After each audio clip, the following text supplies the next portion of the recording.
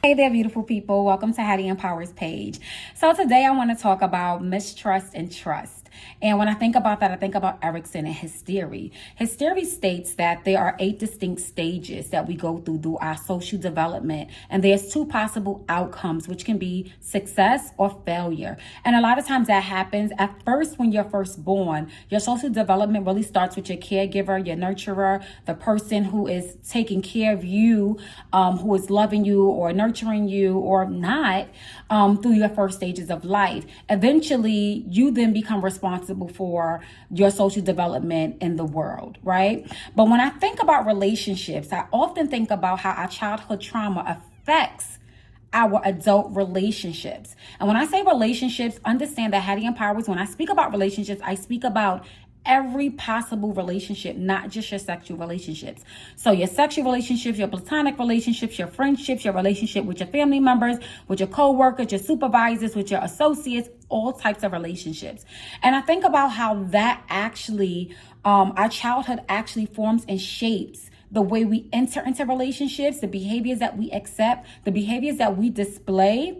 And it often shows up in every relationship that we have. If you ask someone what they thought about you, not that you should or shouldn't care, right? So that depends on the type of person that you are, but the consensus should pretty much be the same. They should all describe you in the same way, even if it sounds a little different, if the description is a little different, it all ends up being the same way, right? So if I asked you, oh, what do you think about Hattie? I'm pretty sure that from my village to my coworkers to someone who just randomly met me will tell you the same thing about me. Why? Because I choose to show up authentically and the same in every relationship. Some people are good at pretending and becoming who they want to become in the moment, and that is fine. No judgment here. This is a judge-free zone. However, usually people have the same type of thoughts about you. And I say that because what we don't realize is that the behaviors that we bring in one relationship, we bring in all relationships. And it mostly stems from our childhood and what we experienced and what we took in there. When he speaks about the trust and mistrust, Erickson goes back to birth to childhood. And he talks about if the caregiver is providing the child with safety and security, if they're providing them with a nurturing environment, if they're providing them with a space where they can feel free, then the child would then feel confident. They'll feel safe and secure. Even in heightened and threatening scenarios, they will still feel a sense of security. If that caregiver is not providing that child with that, then it will be the total opposite. They will feel heightened, threatened in situations where it's not safe and secure. They won't feel safe and secure at all. They won't feel confident. So they will lack these things.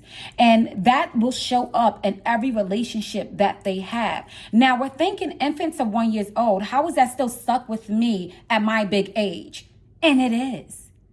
Every stage of a development that we go through, whatever pieces that we're missing, that is supposed to be embedded in us, that is supposed to be loved through us, when we're missing it, then we're taking those pieces that we're missing and we're bringing it into our now relationships. So then we also start thinking that it's normal possibly to feel this way, right? So you're thinking that's okay to not feel safe and secure with people who say that they love you or that they care for you because you didn't receive that as a child. And that is not necessarily true.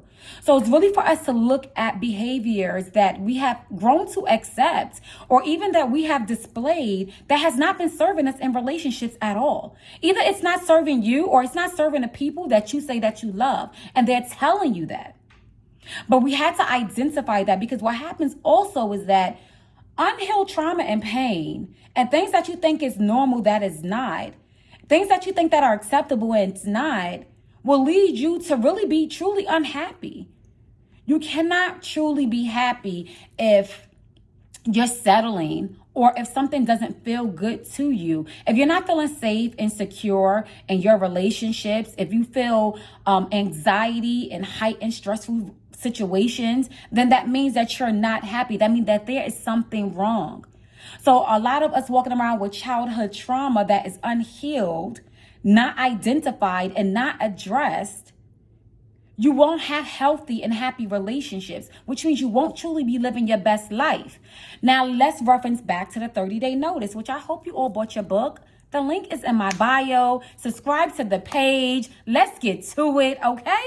But in the 30-day notice, we talk about that. I speak a lot about behaviors and relationships and love languages and identifying what your love language is. And a lot of you, once you actually identify with what your love language is, you will realize you have not been being loved properly. Not the way that you need to be, right? But it goes back once again to your childhood trauma.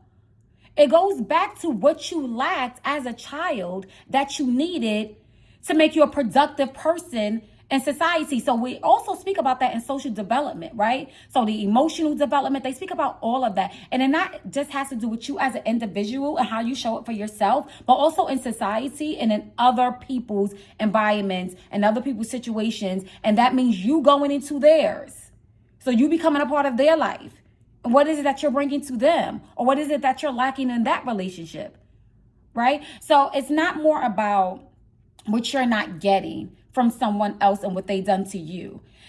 I'm all about you taking self-accountability for what you're lacking and what you're not giving to yourself.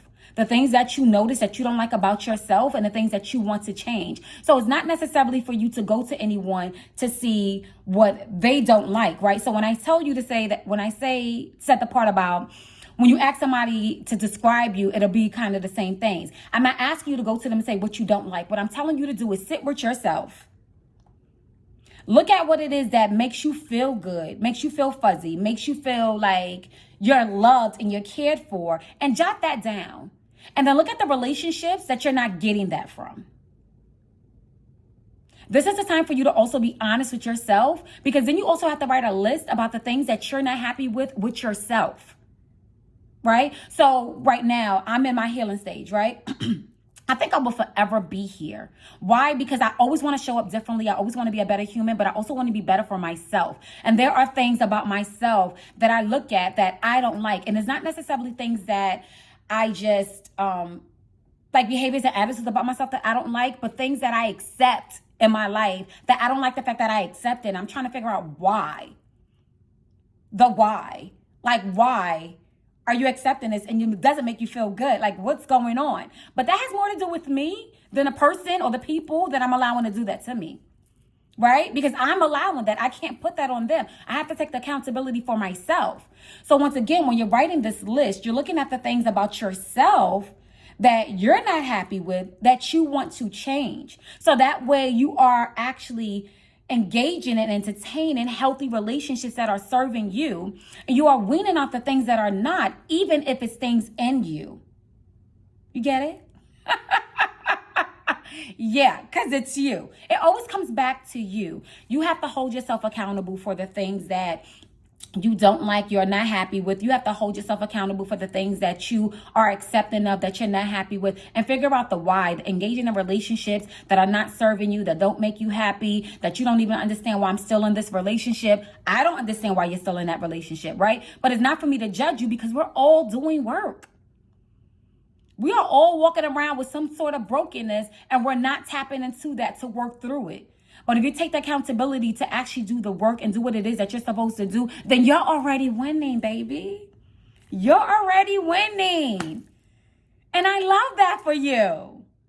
So once again, get the 30-day notice book, because we are going to go into this, but we're talking about trust and mistrust, and think about what you are lacking with that, with safety and security and feeling confident, even in situations where it's threatening and heightening fears that you may have, where you still kind of feel calm and settled in yourself because you know that you feel safe and secure because of the people that you're with and the company that you keep in your village around you.